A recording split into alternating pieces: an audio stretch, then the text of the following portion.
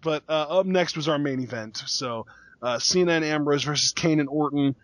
Of course, Cena and Ambrose win by DQ because Seth Rollins isn't going to let one of his boys get pinned. So Yeah, pretty much. I mean, there's no point even really talking about the match because, it's just a typical back and forth, tag team matchup and the DQ finish again for a main event.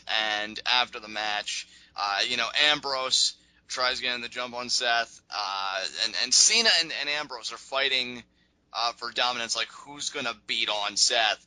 And I loved how Ambrose got rid of Cena at one point because he was so fed up. He threw Cena out of the ring, which got a great reception from the crowd because every time Cena was on offense with Seth Rollins, it was the boo. crowd booed heavily, yeah. And so, I mean, you know what the crowd wants. They want Ambrose to destroy Seth Rollins. Nobody else deserves that honor. But, finally, Kane and Orton got back in. They were putting the boots to Ambrose. Orton nails a beautiful RKO.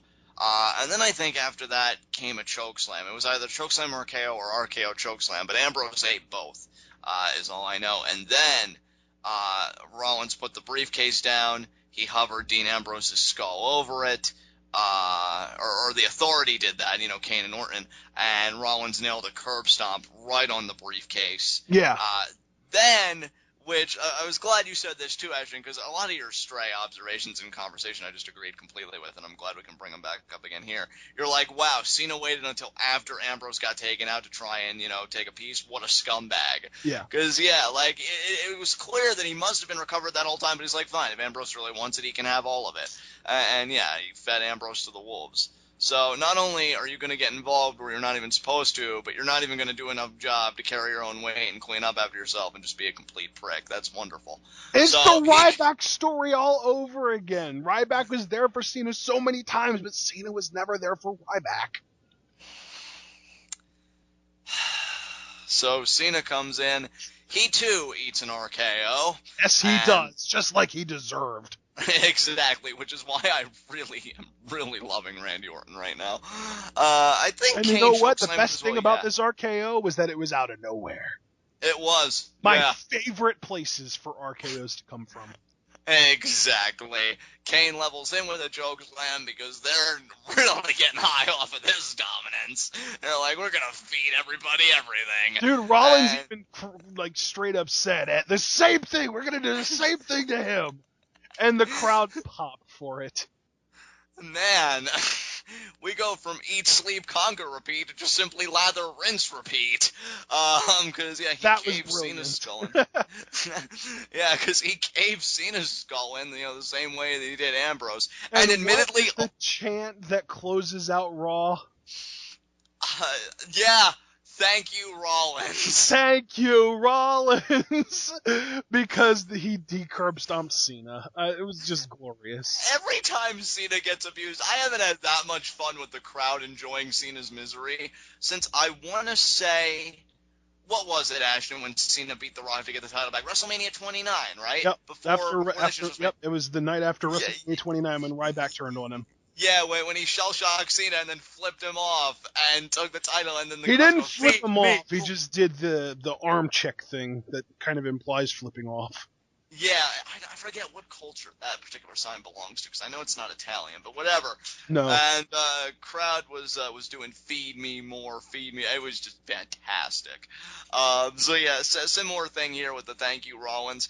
And admittedly on the replay, Ambrose's curb stomp in particular looked devastating, so I really like that. And commentary had some nice lines to close out. Rollins gets the last laugh. So it's kind of like what JBL used to say when the Rhodes brothers were having problems. Winning cures everything. And even though they didn't win, they won in the sense that they were the last guy standing. So, of course, as long as they're able to exert their dominance, maybe they'll be able to keep their problems with Rollins at bay. But I still feel like some internal implosion with the Authority is going to come, maybe even before Hell in a Cell. We'll have to wait and see. Yeah.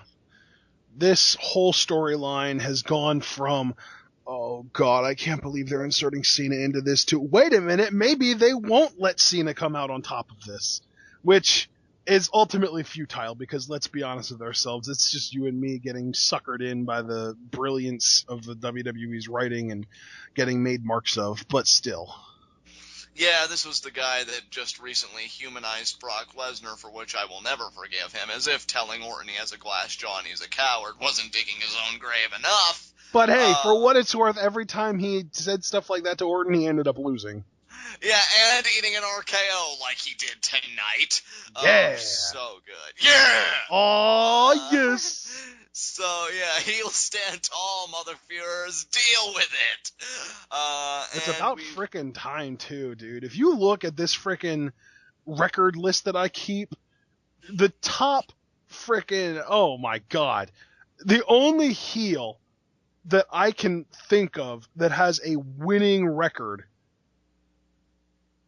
okay, two of them. There are only two heels that have winning records, and that's Rusev at 6-1 and Mark Henry now. So, I mean, would you consider Bo Dallas to be a heel? Yeah. After tonight, John, Yes. after tonight, Yeah.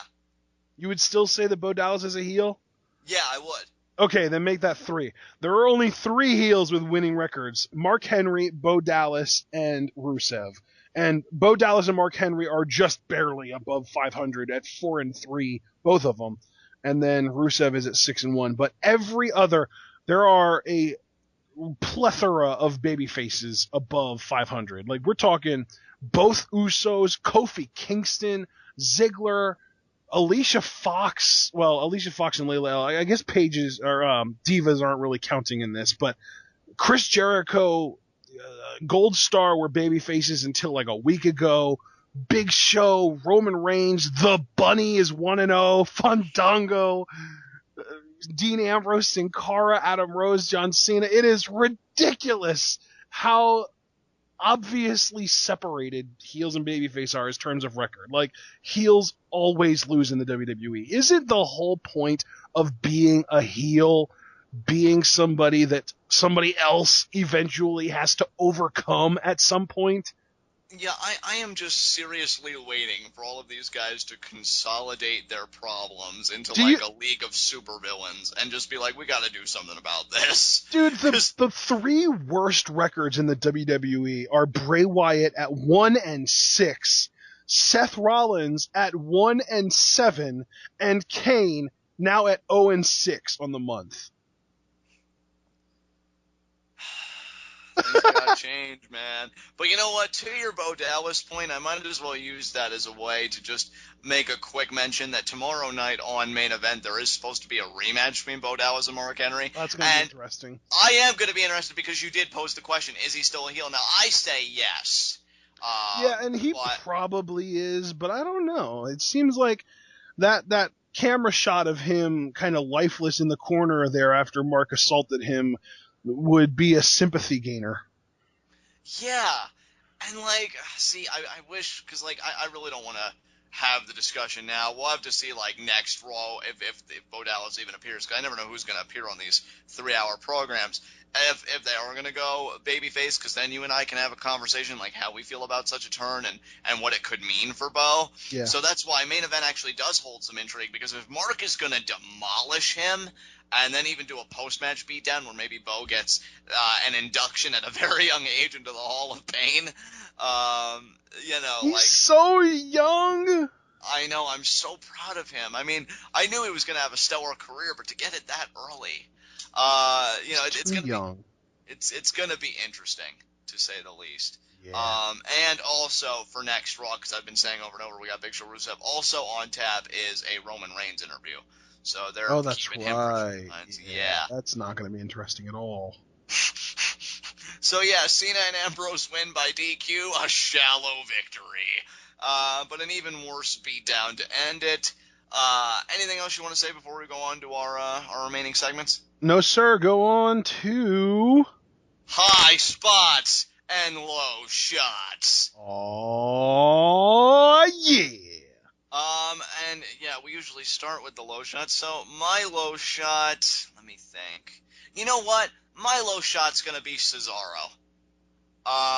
Did all the work, all the heavy lifting in the Triple Threat Intercontinental Championship match, eats a super kick for his efforts. Seemed like he was closing in on his very first Intercontinental Championship. But Ziggler, who's now currently on his third, again, super kicks him, and he goes over to pin The Miz. Once again proving that uppercut equals death, but also that Ziggler continues the somewhat ambiguous, underhanded tactics to keep the title. So not a good night for Cesaro, but I wouldn't check him out of contendership for that championship just yet. Yeah. Who's your low shot? My low shot is I had something. Oh, Bo Dallas. Oh, okay. Because sure, he beat Mark Henry, but at what cost? I'll tell you the cost. At turning Mark Henry heel. Yeah. Well worth the price. I agree. But I don't think Bo would agree right now. He's probably, really feeling the after effects of that beatdown.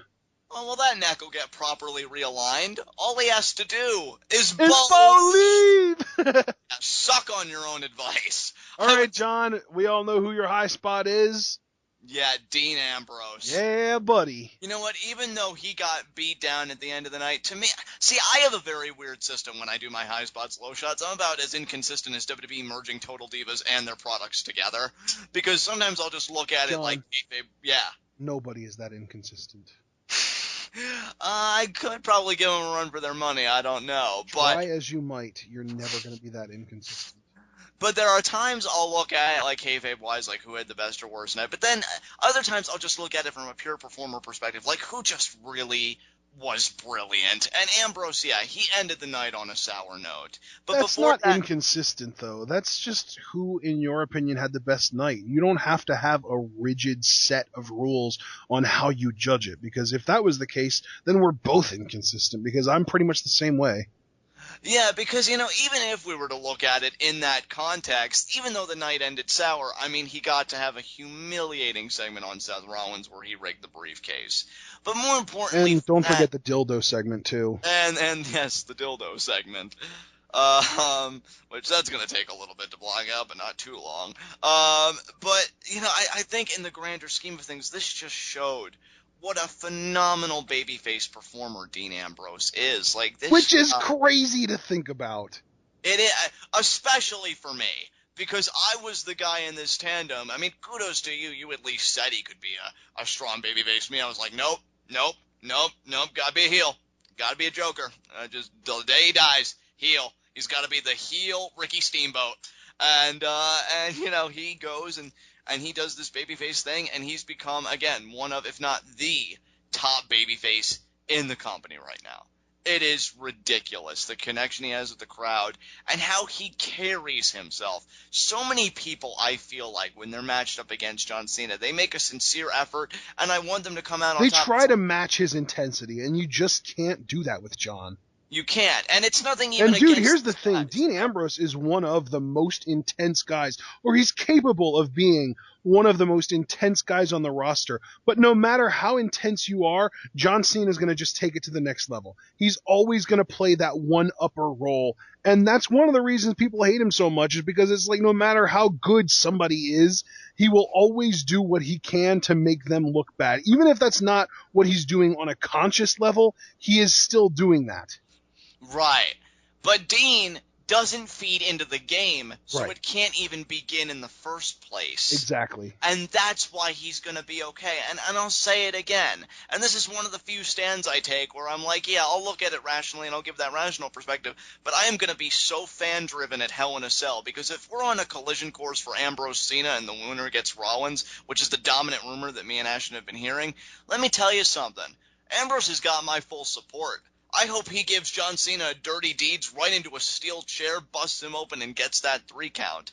Now, I'm no optimist. It probably won't end that way. But Dean has done such a marvelous job alongside Seth, making one of the most compelling programs on TV right now, with the absence of Roman Reigns now, Wade Barrett, or Bad News Barrett as you all know him, and the big one, Daniel Bryan, who was the freaking guy carrying the whole thing to begin with. So what does Dean do? He just waltzes on over and he's like, I'm just going to pick this up right here, and I'm going to be amazing. And I'm really personally insulted that Cena gets involved again, the way he did with Ryback and just so many others. But Dean's going to come out okay, and he's still going to be that top guy because he's that damn good, and that's why he's my high spot. So the only intrigue left is who Ashton has picked for his high spot. Slater Gator, baby! Oh they won a my match! god. I was thinking, could it be Dolph? Could it be Mark Henry? But it's Slater Gator. They won, dude! They haven't won all month, and they won together! They did, with a mascot, no less. Yeah! I love when you and I take liberties with these, and we're like, alright, well, I'm gonna name this person this primarily because I'll probably never be able to do it again. And yeah, they won on top of it.